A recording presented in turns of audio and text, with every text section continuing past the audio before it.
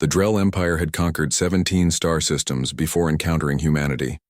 For 3 centuries, their massive warships had blazed through the cosmos, subjugating every spacefaring civilization in their path. Their military doctrine was simple yet effective: overwhelm with numbers, devastate with firepower, and accept no surrender until the enemy's complete submission. Admiral Rex stood on the command deck of the Defiance, Earth's largest battlecruiser, as the first transmissions from the Drell fleet commander appeared on the main screen. The alien's gray, scaled face filled the display, 4 yellow eyes blinking asynchronously. "I am High Commander Krath of the Drell Expansion Fleet," the alien announced. "Your species will submit to the Drell Empire or face extinction. Our Armada has never known defeat. 17 civilizations have fallen before us. You will be the 18th. Rex, a veteran of the Mars Rebellion 20 years prior, maintained his composure.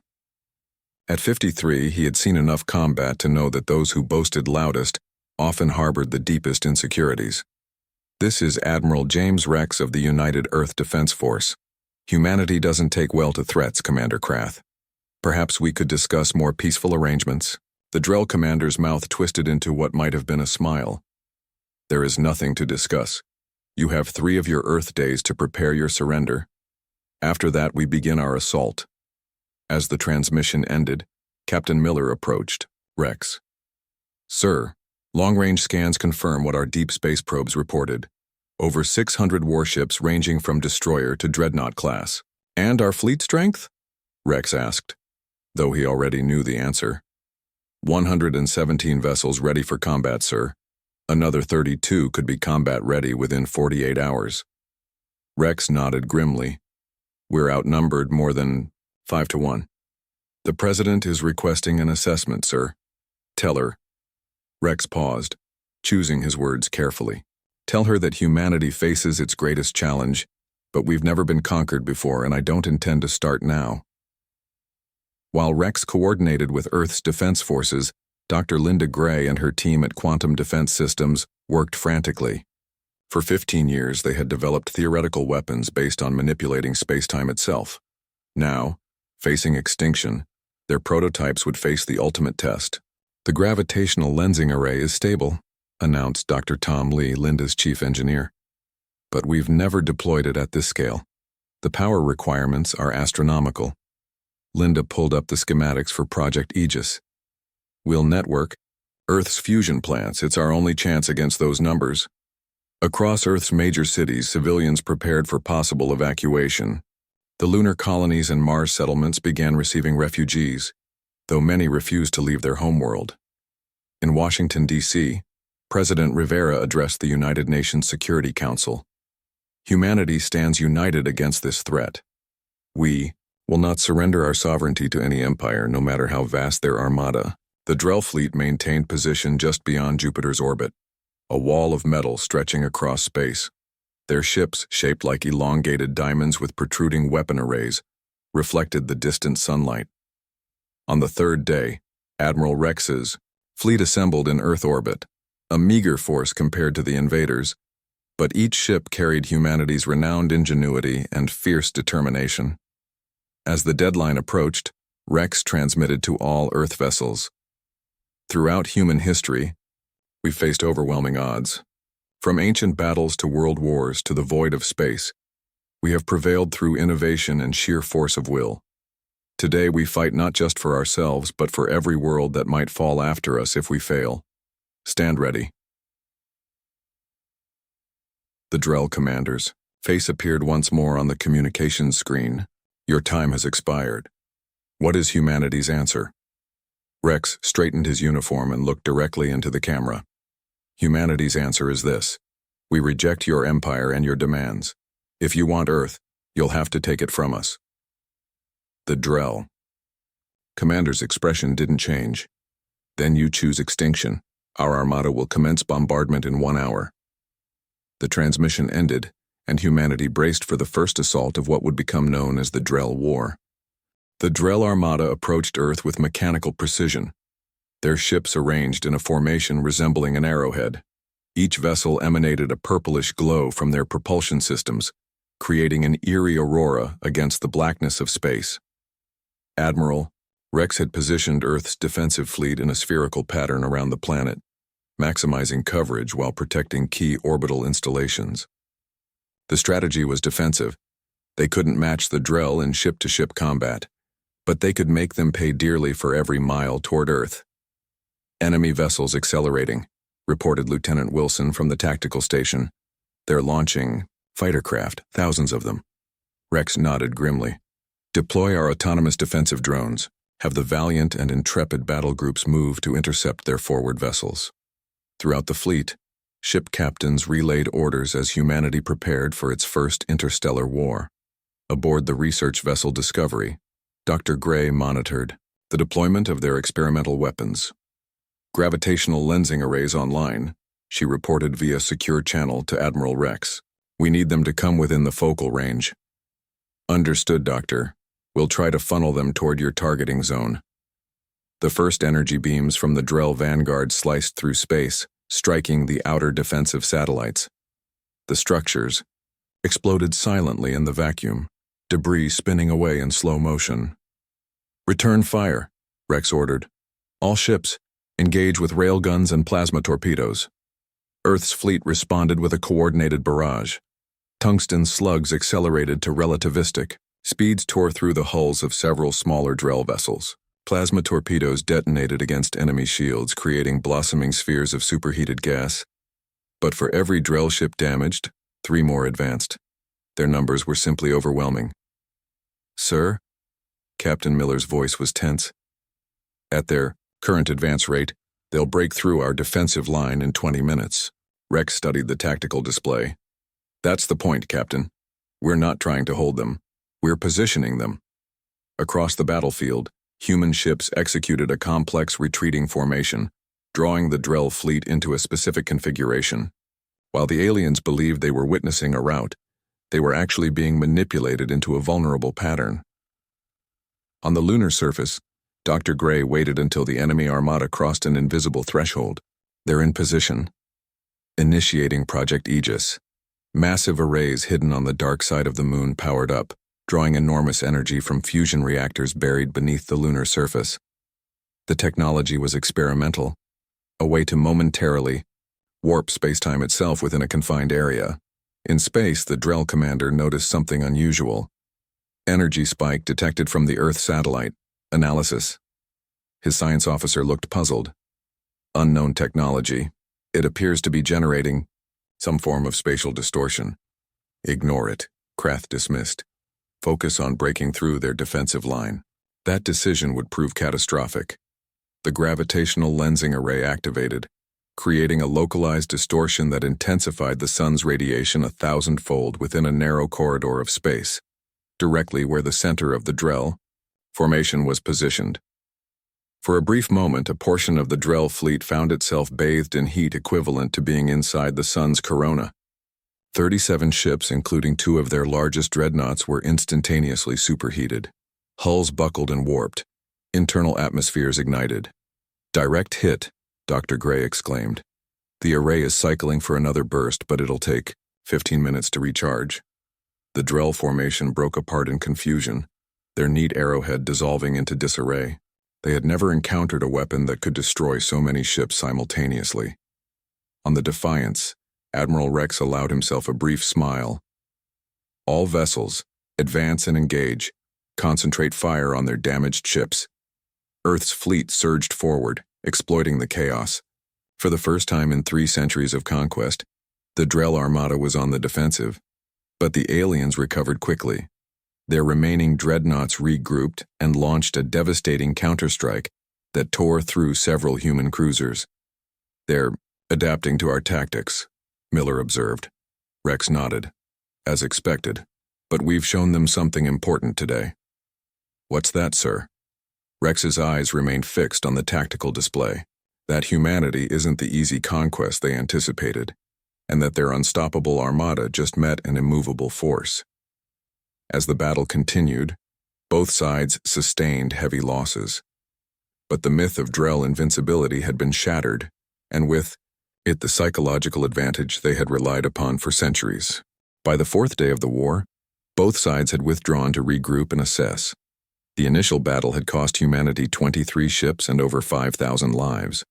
The Drell had lost 61 vessels, a significant blow, but hardly decisive, given their numbers. In the underground command center beneath Geneva, Earth's military and scientific leadership gathered around a holographic display of the solar system. The Drell have established positions around Mars and Venus, General Harper explained, pointing to red clusters on the display. They're being cautious now, probing our defenses rather than charging in. Admiral Rex studied the enemy positions. They've never faced effective resistance before. They're reassessing their approach. Dr. Gray stepped forward. The gravitational lensing array was successful but suffered critical damage after the second firing. The lunar facility won't be operational for at least 2 weeks. President Rivera's hologram appeared in the center of the room. We've received another transmission from the Drell commander. They're offering terms. Terms? Rex raised an eyebrow. That's new. The president nodded. They're requesting a direct meeting with our leadership. It's a trap, General Harper declared flatly. Perhaps, Rex said, but it's also an opportunity. They've never negotiated with their previous conquests. The fact that they're asking for talks means we've disrupted their standard protocol. President Rivera's expression was grave. I've agreed to a meeting via holographic transmission. Admiral Rex, I want you to represent our military interests. While preparations for the diplomatic exchange proceeded, humanity's industrial capacity shifted entirely to war production. Factories that once produced civilian goods now manufactured weapon systems. Research labs across the globe focused on analyzing Drell technology from recovered debris. Dr. Bill Foster, a theoretical physicist from MIT, made a breakthrough while examining a fragment of Drell hull plating. Their ships are reinforced with a crystalline lattice that absorbs and redirects energy, he explained to Dr. Gray. But the structure becomes brittle when exposed to specific resonance frequencies. So we could develop weapons that exploit this weakness, she concluded. Exactly. Targeted sonic weapons might shatter their hulls like glass. Across the solar system, humanity's colonies implemented guerrilla tactics against Drell scouting parties. On Mars, miners used their excavation equipment to collapse tunnels on alien ground forces. The Europa Research Station converted its ice-penetrating drills into makeshift weapons. When the diplomatic meeting finally convened, High Commander Krath appeared as a life-sized hologram in the Geneva facility. Admiral Rex and President Rivera faced him across a virtual table. Your resistance is impressive but futile, Krath began without preamble. However, the Drell Empire recognizes your species' potential value. We offer you a place as a client race rather than extermination. President Rivera's voice was calm but firm. And what exactly would that entail? You would retain limited self-governance under Drell oversight. Your military would be disbanded, and 20% of your population would serve the Empire's needs. As slaves? Rex asked bluntly. As necessary labor, Krath corrected. This is a generous offer. No other species has received such terms. President Rivera exchanged a glance with Rex before responding. We appreciate the recognition of humanity's capabilities, Commander Krath. However, your terms are unacceptable. Humanity will not submit to servitude of any kind. Then you choose continued conflict. Krath's 4 eyes blinked in sequence. Be warned. What you've seen is merely a fraction of our capabilities. The next phase of our assault will leave your homeworld uninhabitable. After the transmission ended, Rex turned to the president. They're bluffing. If they could obliterate us easily, they would have done so already. I agree, she replied. Their offer tells us something important. They're reassessing the cost of this conquest. Keep pushing, Admiral. Every day we resist is another day for our scientists to find their weaknesses. As humanity prepared for the next assault, a new determination spread throughout Earth and its colonies. The Drell were not invincible gods of war. They were conquerors who had grown complacent through easy victories, and humanity had no intention of becoming their 18th trophy. 2 weeks after the failed negotiations, the Drell launched their second major offensive. This time they split their armada into 3 battle groups, one approaching from the direction of Mars, another from Venus's orbit, and the third on a direct course from Jupiter. "They're trying to divide our forces," Admiral Rex observed from the bridge of the newly commissioned super-destroyer Humanity's stand. "Force us to defend multiple vectors simultaneously." His new flagship represented humanity's rapid technological advancement, built in record time by incorporating both human innovation and reverse-engineered Drell technology from salvaged wreckage. "All defense groups maintain position around Earth," Rex ordered. "Let them come to us." Dr. Gray's team had successfully deployed their new weapon, resonance disruptors designed to exploit the crystalline weaknesses in Drell ship architecture. Every Earth vessel now carried these devices, though they were short-range and required precise targeting. As the Drell forces approached, Rex implemented his strategy. Rather than spreading his forces thin, he kept them concentrated around Earth in a layered defense pattern. "They'll interpret this as weakness," Captain Miller noted. "They'll think we don't have enough ships to cover multiple approaches." "Exactly," Rex smiled. "Let them believe they've outmaneuvered us." The Drell fleet accelerated toward Earth, their confidence evident in their aggressive formation. High Commander Krath aboard his flagship Imperial Dominance led the largest battle group himself. "The humans have consolidated their defenses," reported his tactical officer. "They cannot protect all vectors." "As expected," Krath replied. "Their resistance in the first battle was fortunate, not strategic. Begin the bombardment sequence once we're within range." What the Drell didn't realize was that humanity had prepared a surprise. Throughout the 2-week lull, Earth's asteroid, mining corporations had covertly positioned hundreds of their largest mining drones in the paths the Drell would likely take. As the alien fleet crossed the threshold point, Admiral Rex gave the order, "Operation Avalanche commence." Throughout the solar system, the mining drones activated simultaneously. Each one selected the nearest asteroid fragment and, using their powerful mining thrusters, accelerated these natural projectiles toward the advancing Drell ships. The first barrage caught the aliens completely by surprise. Hundreds of asteroids, ranging from car-sized to building-sized, slammed into their fleet at tremendous velocities. Ships designed to withstand energy weapons and conventional explosives had no specialized defenses against simple kinetic impacts of this magnitude. "Multiple impacts detected across all battle groups," reported Captain Miller, watching the tactical display. "Their formations are breaking up. In space, dozens of Drell vessels listed with gaping holes torn through their hulls. Others exploded as asteroids struck critical systems. The perfectly coordinated formations dissolved into chaos."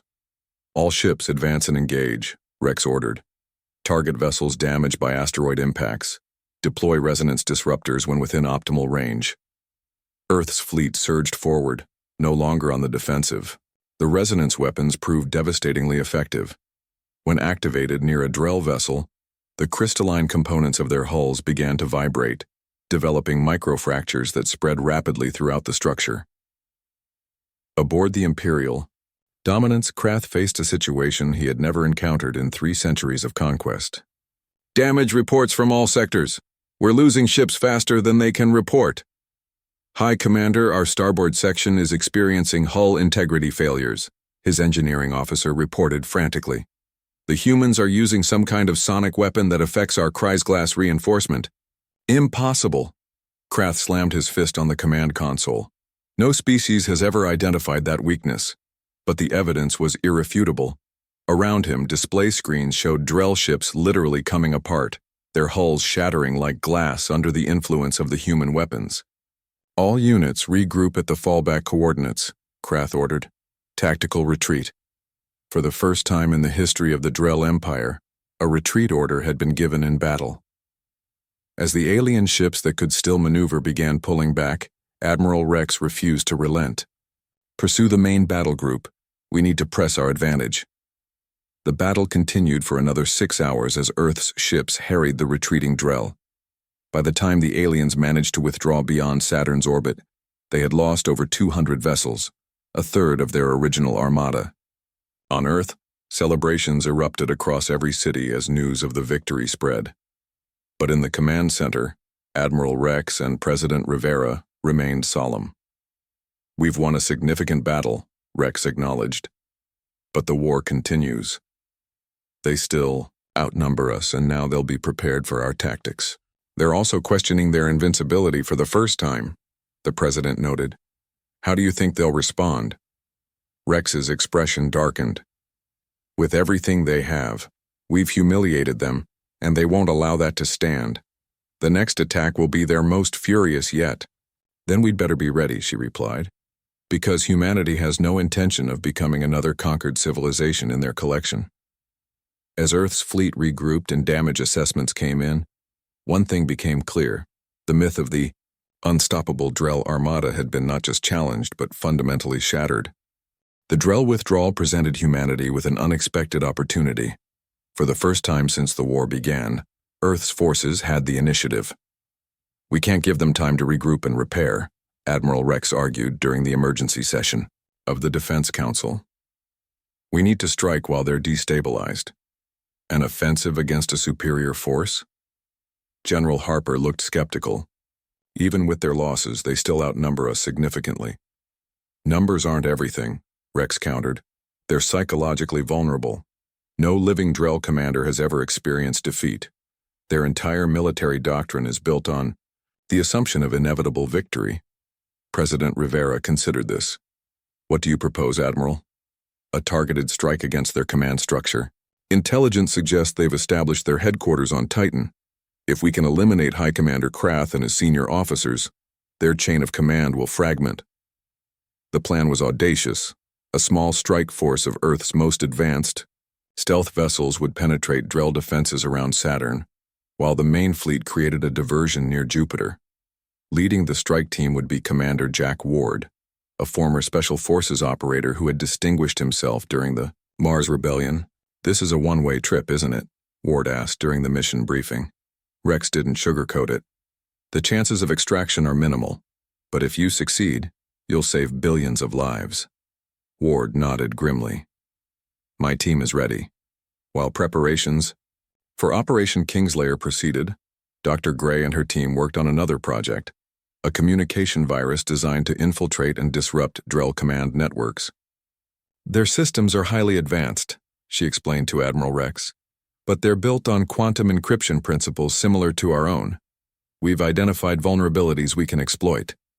3 days later, Earth's main fleet departed for Jupiter, with great fanfare and visible sensor signatures, deliberately drawing Drell attention.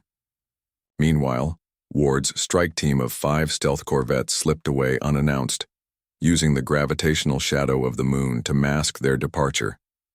The journey to Saturn took 8 days, with Ward's vessels powered down to minimal life support, to avoid detection.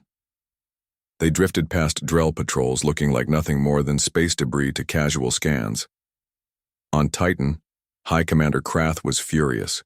The defeat had shaken the Empire's confidence, and the Emperor himself had sent a blistering communiqué demanding explanations. "The humans will be punished for their defiance," Krath assured his officers. "Our reinforcements will arrive within 30 cycles. Then we will reduce their homeworld to molten slag." "High Commander," his intelligence officer interrupted.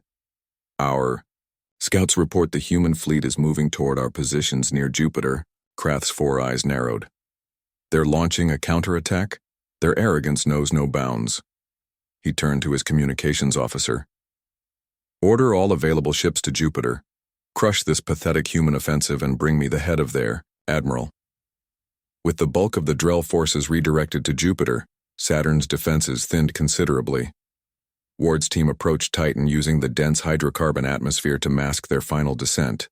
"Deploying now," Ward reported through a heavily encrypted channel as his team launched from the corvettes in atmospheric insertion pods.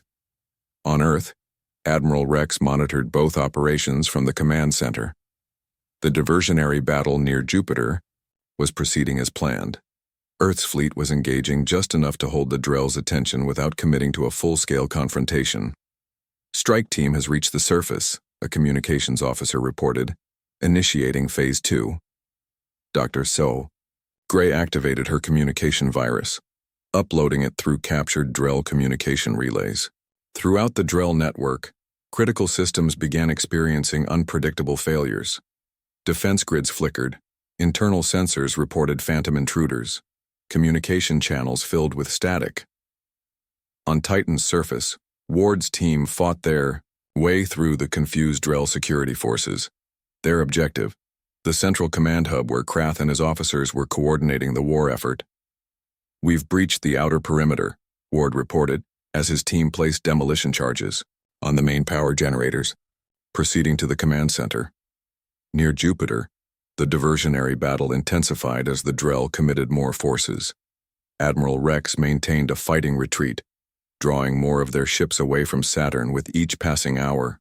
Ward's team finally reached the command center after fierce fighting through the installation's corridors. The blast doors to the main chamber were sealed, but the communications virus had disabled the security overrides. "Placing breaching charges," Ward reported. "Time to introduce ourselves to the High Commander." The explosion tore through the command center, instantly killing half the Drell officers present. Ward's team stormed through the smoke, targeting the survivors with precision fire. High Commander Krath, wounded but alive, reached for an emergency beacon as chaos erupted around him. "Who dares?" he roared as Ward appeared through the smoke. "Humanity dares," Ward replied, raising his weapon. "Your unstoppable armada ends here." The last transmission from Ward's team came moments later. Mission accomplished. High Command neutralized. For Earth. Seconds afterward, the charges they had placed throughout the facility detonated, destroying the entire command complex and everyone within it, including Ward and his team. Throughout the Drell fleet, confusion reigned as command channels fell, silent. Without Krath's centralized authority, sub-commanders began acting independently, some continuing the fight while others called for withdrawal. Admiral Rex, recognizing the disarray, ordered a full attack. "All ships advance and engage. Target their command vessels first." What followed was the most decisive battle of the war. Without coordinated leadership, the Drell formations fell apart. Ship by ship, Earth's forces dismantled what remained of the once unstoppable Armada. By the time the dust settled, the Drell invasion force had been reduced to scattered remnants fleeing the solar system. Earth had won, at a tremendous cost but decisively. In the aftermath, memorial services were held for Commander Ward and his team. Their sacrifice had turned the tide of the war and perhaps saved humanity from extinction. As Admiral Rex stood before the United Nations, he summed up what would become known as the Battle of Saturn. They came believing themselves unstoppable, undefeated in 3 centuries of conquest. They left understanding what 17 other civilizations never had the chance to teach them, that the human spirit, when pushed to the brink, is the most formidable force in the universe. News of the devastating defeat and the death of High Commander Krath spread rapidly through the Drell Empire. Never before had an Imperial fleet failed in its conquest. Never before had a High Commander fallen in battle. The psychological impact was immense.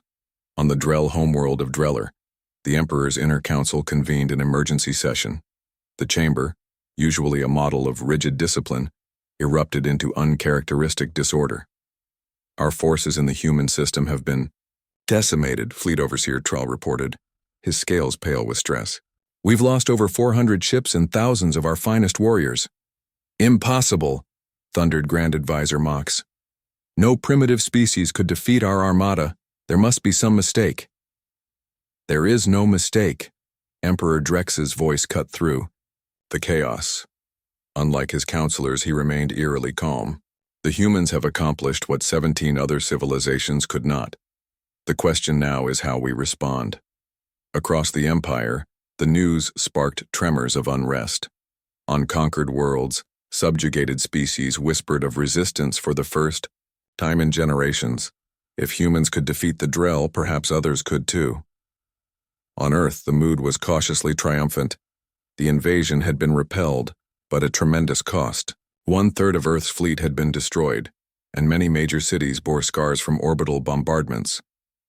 In the Geneva Command Center, Admiral Rex met with President Rivera and the newly formed Interstellar Defense Council. "Our scouts report The remaining Drell vessels have left the solar system, he informed them. But we'd be fools to think this is over. Dr. Gray nodded in agreement. Based on intercepted communications, the Drell Empire spans at least 20 star systems. What we faced was just one of their expansion fleets, so they could return with an even larger force, President Rivera concluded grimly. They could, Rex acknowledged. But we have an opportunity now. The Drell have never experienced defeat. Their entire imperial structure is built on the myth of invincibility. We've shattered that myth, creating instability throughout their domain. Major Lewis, head of military intelligence, stepped forward. Our long-range probes have detected unusual movement patterns in nearby systems. Several planets previously under tight Drell control are showing signs of uprising. We should capitalize on this, General Harper suggested. Make contact with these resistance movements. I agree, said Rex. But we should go further. The best defense is a good offense. You're suggesting we take the fight to them? President Rivera looked surprised. Our fleet is in no condition to launch an invasion. Not an invasion, Rex clarified. A liberation campaign. We form alliances with the subjugated worlds, share our technology, and create a coalition against Drell tyranny. The proposal was ambitious, perhaps dangerously so. But after heated debate, the Council approved. Humanity would not wait for the Drell to regroup and return. They would carry the fight to the enemy's doorstep. Work began immediately on refitting Earth's remaining vessels for long-range interstellar missions. Dr. Gray's team made breakthroughs in adapting captured Drell drive technology, significantly increasing the speed and range of human ships. 3 months after repelling the invasion, the first human diplomatic expedition departed for Proxima Centauri, where intelligence suggested one of the conquered species, the Thalians, were actively resisting Drell rule. Commander Anna West led the mission aboard the Olive Branch, a vessel specifically designed to combine defensive capabilities with clear diplomatic intent. Remember, Admiral Rex told her before departure, our goal isn't conquest. We're offering partnership, not domination. West nodded. After centuries under the Drell, they may find that hard to believe. Then show them the difference between humanity and the Drell. Actions speak louder than words. As the Olive Branch disappeared into the depths of space, Rex returned to overseeing Earth's defensive preparations. Despite the victory, he knew better than to grow complacent. His caution proved warranted when 6 weeks later, a single Drell vessel appeared at the edge of the solar system, not a warship, but a diplomatic cruiser flying signals of parley. They're requesting permission to approach Earth under peaceful terms, reported Captain Miller. Rex's expression remained neutral. Interesting. They've never negotiated in good faith before. Should we destroy them? General Harper asked bluntly. No, President Rivera interjected. If they want to talk, we'll listen. With all due caution, of course. The Drell envoy, Sub-Commander Vex, was escorted under heavy guard to the Geneva facility. Unlike Krath's arrogant hologram months earlier, Vex appeared in person, and with a markedly different demeanor. I bring a message from Emperor Drex, he began, his voice lacking the usual Drell superiority.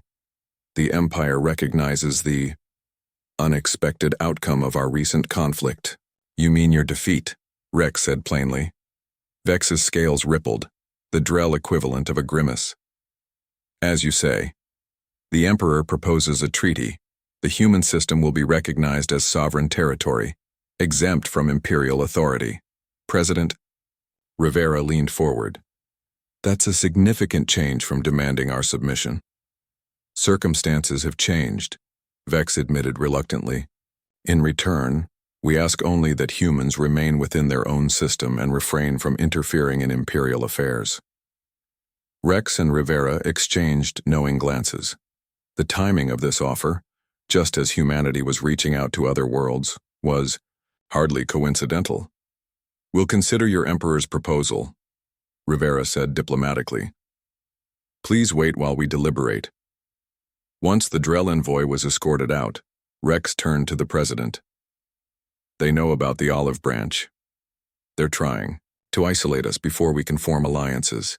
Agreed. Their empire is fracturing and they're scrambling to contain the damage. When Vex returned, President Rivera delivered humanity's response. We accept the recognition of Earth's sovereignty, but we cannot agree to confinement within our own system. The stars belong to all sentient beings, not just the Drell. Vex's 4 eyes blinked rapidly, a sign of distress. The Emperor will consider this refusal an act of continued hostility. Not hostility, Rex corrected. Independence. There's a difference, one your empire might learn from. As the Drell envoy departed, Earth's leaders knew they had chosen a difficult path. Rather than accepting comfortable isolation, humanity had committed to a greater role in the galaxy. They'll be back, General Harper predicted grimly. Yes, Rex agreed. But next time they won't face Earth alone. The age of the unstoppable Drell Armada is over. The age of liberation has begun. 5 years after the Drell invasion of Earth, the galaxy had transformed in ways few could have imagined. What began as humanity's desperate defense of their homeworld had evolved into a sweeping revolution across multiple star systems. Admiral, Rex, now bearing the title of Fleet Admiral, stood on the observation deck of the Unity, a massive space station orbiting a neutral point between Earth and Thalian space. Below him, representatives from 12 formerly subjugated species gathered for the signing of the Galactic Concordat, a mutual defense and cooperation agreement unprecedented in the region's history. I never thought I'd live to see this, said Dr. Gray, now Director of Interstellar Scientific Exchange. At 62, her hair had turned completely white, but her eyes retained their sharp intelligence. Nor I, Rex admitted. When we first faced their armada, I was just hoping humanity would survive the month. On the main floor of the assembly hall, President Rivera opened the proceedings. Earth's leader had aged visibly under the stresses of the past 5 years, but her voice remained strong and clear. We gather today not to create an empire, but to ensure that no empire may ever again threaten our collective freedom. The Concordat binds us not as rulers and subjects, but as equals united in common purpose. The Drell Empire, once spanning 20 star systems, had contracted to just 7. Without the myth of invincibility to sustain their rule, they had faced uprisings on multiple fronts. Some they had managed to suppress. Others, supported by Earth's growing fleet, had succeeded in gaining independence. Emperor Drex had been assassinated by his own inner council 2 years earlier, replaced by a military junta that proved even more brutal, but less competent than its predecessor. Their increasingly desperate attempts to maintain control only accelerated their empire's dissolution. The remaining Drell territory was now bordered by what they derisively called the Human Rebellion, though humans made up only one of the many species in the alliance. As the ceremony proceeded, Commander West approached Rex and Dr. Gray. Now an admiral herself, West had distinguished herself through successful diplomatic and military missions throughout the former Drell territories. The Thalian representative wishes to speak with you before the signing, she informed Rex. He says it's important. Rex nodded and followed West to a private chamber where Thalian Ambassador Lore waited. The Thalians were an elegant species with iridescent skin and elongated limbs, a people whose civilization had been ancient when humans were still mastering fire before the Drell conquered them centuries ago. Admiral Rex, Lore greeted him, with the formal Thalian gesture of respect. Before we commit to this historic alliance, there is something you should know. Our deep space observers have detected unusual activity at the edge of former Drell space. We believe they're assembling another armada, possibly their largest yet. Rex's expression remained calm, though his eyes betrayed concern. How certain is this intelligence? Very certain, but there's more. Lore hesitated before continuing. This fleet is different. The Drell appear to be incorporating technology from beyond their known territories. We believe they may have found allies of their own. That would explain the unusual silence from their borders these past months, Rex mused. Do we have an estimate of their strength? Preliminary scans suggest over 1,000 vessels, many of a design we've never encountered before. Rex nodded, gravely. Thank you, Ambassador. This information is troubling, but it makes today's signing all the more crucial. When they returned to the main hall, the ceremony was reaching its conclusion. Representatives from each world approached the IR central table to add their authorization to the Concordat. As Earth's military representative, Rex was among the last to sign. As he pressed his palm to the authentication pad, he reflected on humanity's journey. What had begun as a desperate defense of their homeworld had become something far greater, the catalyst for freedom across multiple star systems. After the ceremony, President Rivera called an emergency session with the Alliance's military leadership. Ambassador Lore's intelligence has been confirmed by 3 other member worlds. She began without preamble. The Drell are indeed building a new armada, and they appear to have external assistance. From whom? Asked the Maruvian fleet commander, her translucent tentacles rippling with concern. Dr. Gray activated a holographic display.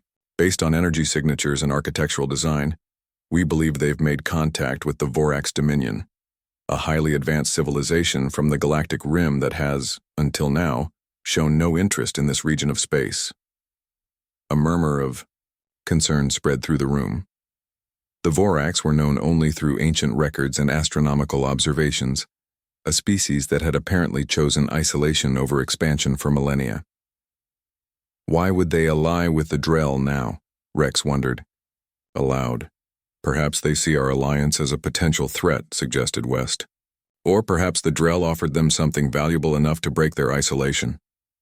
Regardless of their motives, President Rivera said, we must prepare. If the intelligence estimates are correct, this new combined fleet will be ready to move within 6 months. Rather than panic, the Alliance's leadership approached the threat with methodical determination. In the 5 years since repelling the first Drell invasion, humanity had shared its innovative defense technologies with their allies, while gaining valuable knowledge in return. The Thalians contributed their advanced shield harmonics. The Maruvians offered their expertise in bioengineered ship systems. The Joth provided revolutionary propulsion technology. Earth's shipyards worked around the clock, as did similar facilities throughout Alliance space. Scientists collaborated across species boundaries, refining the weapons that had proven effective against the Drell and developing new countermeasures against what little they knew of Vorax technology. 4 months later, long-range sensors detected movement. The Drell Vorax Armada had begun its advance sooner than expected. They're moving faster than we anticipated, Rex reported during the Alliance Council meeting. At their current velocity, they'll reach the border systems within 2 weeks. Are our defenses ready? President Rivera asked. As ready as they can be, he replied honestly. But this force dwarfs anything we faced before. The council chamber fell silent as the reality of their situation sank in. Despite all their preparations, they faced an enemy of unprecedented strength. Finally, Ambassador Lore spoke.